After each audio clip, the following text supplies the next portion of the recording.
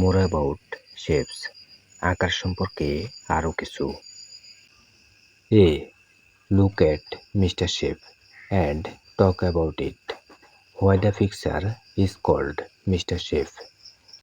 Mister শেপের দিকে দেখো এবং এটি সম্পর্কে বলো। ছবিটির নাম কেন mister Shape? Mister shape, I am mister shape, look at me. আমি মিস্টার শেপ, আমার দিকে তাকাও। I have circles, squares, triangles and rectangles. আমার আছে বৃত্ত, বর্গক্ষেত্র, ত্রিভুজ ও আয়তক্ষেত্র। As many as there could be. যতগুলো সম্ভব। My eyes are round and so is my face.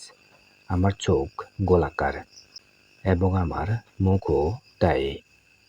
My body is square if you haven't noticed. In case. আমার শরীর বর্গাকার যদি তুমি লক্ষ্য না করে থাকো। My arms are rectangles and so are my legs. আমার বাহু আয়তাকার এবং আমার পাও তাই। My hands are circles and my feet are triangles. You see. আমার হাত বৃত্তাকার এবং আমার পা ত্রিভুজাকার দেখো। Now can you color me? এখন তুমি আমাকে রং করতে পারো? B. Look at Mr. Shape.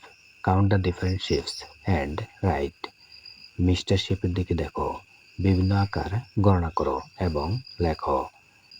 আমরা মিস্টার শেপের ছবি দেখে গণনা করে লিখতে পারি।